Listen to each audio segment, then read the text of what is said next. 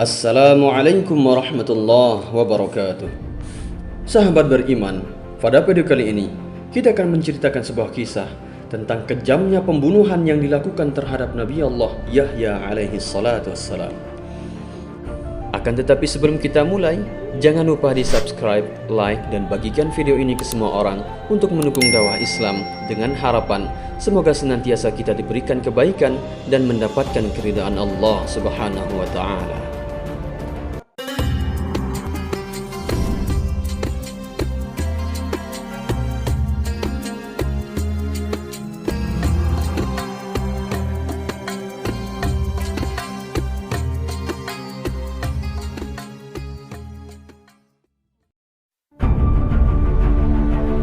Sahabat beriman, Nabi Yahya lebih tua 13 bulan dari Nabi Isa alaihissalam. Ketika Nabi Isa baru-baru lahir, beliau pernah berdua saja di serambi. Nabi Yahya mengucap kalimat syahadah mengatakan, Asyhadu an la ilaha illallah wa asyhadu anna Isa Rasulullah. Bacaannya sangat fasih. Setelah dilihat, ternyata tidak ada orang lain dari anak kecil yang dua orang itu. Pernah terjadi sewaktu keduanya sudah remaja. Beliau berjalan di suatu tempat. Dijumpainya ada hewan akan melahirkan, tetapi anaknya tidak bisa keluar. Hewan itu lelah sekali menahan sakit. Maka Nabi Isa mempersilahkan Nabi Yahya membacakan doa. Hanna waladat Maryam, wa Maryam waladat Isa. Ukhruj ayyuhal maulud biqudratil malikil ma'bud. Siti Hannah melahirkan Siti Maryam. Siti Maryam melahirkan Nabi Isa. Keluarlah wahai anak dengan kekuasaan raja yang disembah. Setelah Nabi Yahya membaca doa itu, maka hewan itu langsung melahirkan anaknya dengan mudah. Kemudian setelah usia Nabi Yahya remaja, waktunya untuk bernikah. Ada seorang gadis yang sangat cantik. Nabi Yahya jatuh cinta padanya, dan gadis itu pun sangat cinta pada Nabi Yahya alaihissalam. Tetapi ibu gadis itu sangat mata duitan. Dilihatnya Nabi Yahya yang sangat zuhud lagi warah, banyak mencucurkan air mata mencintai Allah. Ibu itu tidak setuju melihat anak gadisnya yang cantik itu akan dikawin dengan Nabi Yahya alaihissalam. Kemudian dia membujuk anaknya agar tidak mencintai Nabi Yahya dengan katanya, Anakku, kalau kamu mau mencari jodoh, pilihlah orang yang bisa membahagiakan kamu hidup di dunia ini. Kalau kamu memilih Yahya, dia itu orang miskin. Kesukaannya hanya menangis saja. Kita tidak akan bisa bahagia dengan menangis. Kalau kamu mau bahagia, carilah orang yang beruang atau berpangkat. Kamu cantik, kecantikanmu itu jangan kamu sia-siakan. Kalau kamu sudah dilihat oleh raja, maka raja pasti cinta padamu. Kalau dia sudah cinta padamu dan dia mengajak kamu kawin, kamu harus membuatkan dia syarat. Syaratnya adalah supaya dia melamarmu dengan kepala Yahya.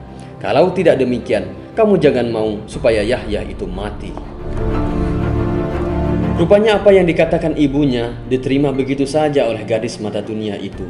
Ketika raja sedang mengadakan rapat dinas, gadis itu lewat. Raja yang masih muda itu memandang. Setelah dilihatnya gadis yang cantik itu, tertariklah hatinya. Disuruhnyalah pengawalnya memanggil gadis itu.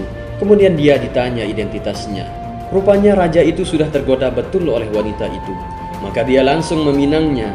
Gadis itu membuat syarat bahwa apabila dia dilamar dengan kepala Nabi Yahya, dia mau kawin dengan raja. Tetapi kalau tidak, dia tidak mau kawin dengan raja. Raja mengingat persahabatannya dengan Nabi Yahya alaihi salatu wassalam yang sangat dekat. Mula-mula dia tidak sampai hati untuk membunuh Nabi Yahya.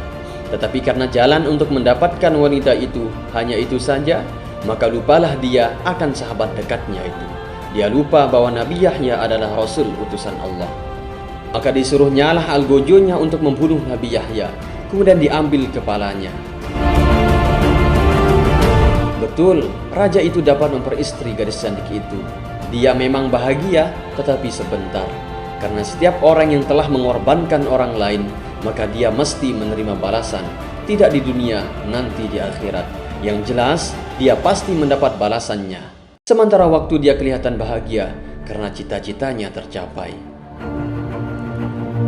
Kemudian darah Nabi Yahya yang tadi saja disembelih itu mendidih terus, tak mau berhenti.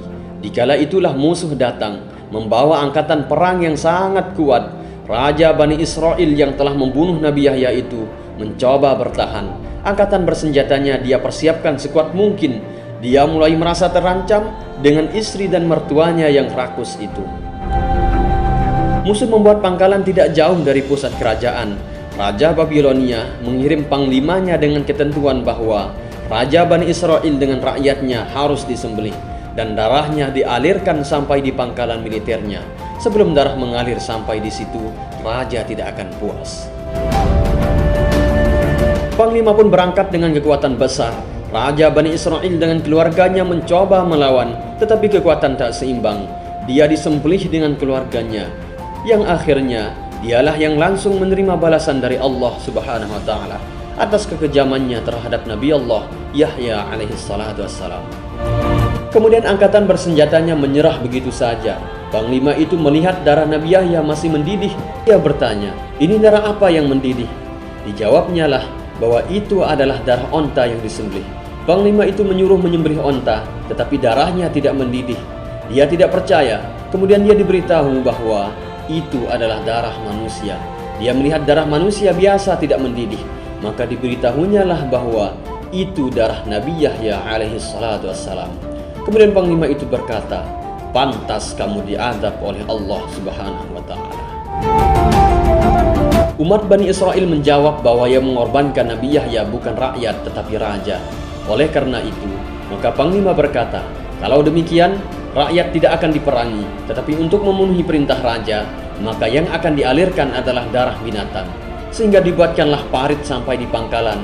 Binatang-binatang disembelih, darahnya mengalir sampai di pangkalan militer raja. Sehingga akhirnya raja percaya bahwa umat Bani Israel sudah dibunuh semuanya. Raja dengan semua tentaranya pulang. Rakyat Bani Israel taubat semuanya kepada Allah Subhanahu wa taala. Wallahu a'lam bissawab.